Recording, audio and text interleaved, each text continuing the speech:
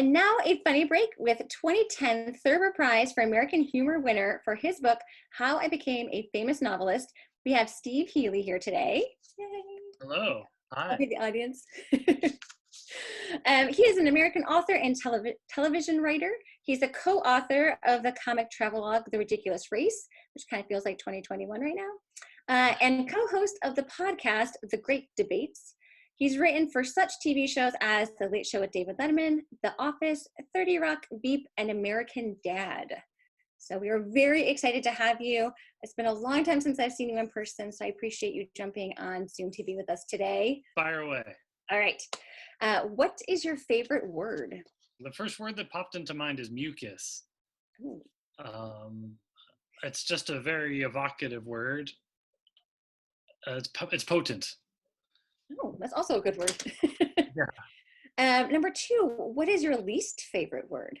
Well, mucus, now that I think about it, isn't a very good word. I don't like thinking about the concept. So I'm going to switch that to my least favorite word, and I'm going to make my most favorite word entertain.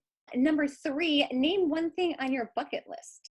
Ooh, I would like to go to Antarctica. I was reading a book of somebody who was trying to cross Antarctica, so I do not want to go, but that sounds awesome to you. Crossing it, no thanks, but just visiting I'd like to do.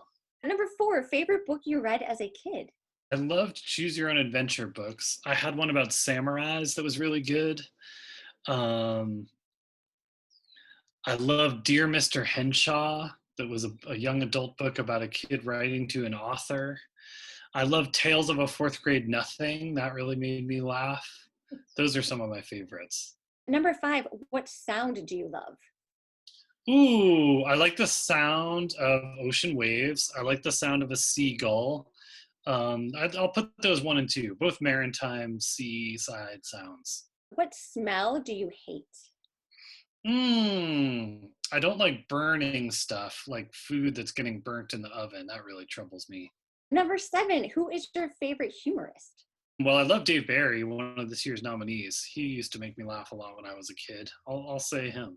Number 8, if you were sent to a deserted island, what one thing could you not live without? Well, I guess I'd like to have a computer. Can I have that? Sure, make the rules. I'll be perfectly content. Number 9, what folly of humanity do you find the funniest? Ooh, well, humans are really arrogant and cocky and super confident. I think that's where I find the most humor, in our belief that we can overcome our inherent stupidity. that is an excellent answer. Number 10, and remember, I have a Thurber dog right here. Cats or dogs? Well, I have 1 cat, but through marriage, I've acquired 3 dogs. I like them both. The cat really left me alone and was kind of a nice, chill roommate. But now, since the dogs have arrived, she's become kind of like a little dog too, and she like comes around looking for food and stuff. So she's becoming more dog-like. That's the worst possible outcome, a dog-like cat. But I like them both. So now you kind of have like 3.5 half dogs and a half cat. Yeah, I like the way cats like don't give you anything. They're kind of snobbish, and I sort of respect that about them. But it's hard not to love the affection of a dog. I have a little stuffed dog over here. Number 11, are you a Thurber fan? And if so, what is your favorite Thurber story? I think, is it called In the Catbird Seat? There's one that's about a woman who's narrating, who uses all these strange terms she picked up from a Dodgers announcer. That, I think, is my favorite one. What is your Walter Mittiest fantasy? Going back to the Thurber story. Ooh, well, I like to imagine being a war hero, but increasingly as I get older and I learn more, the scenarios are always like a pretty low-key stress for me. Where I'm like rescuing people, but I don't really have to get my hands dirty. Even in my fantasies, they're kind of like a low effort. I also think that would be a perfect way to be a hero. Yeah. Number 13, if comedy heaven exists, who do you want to greet you at the door?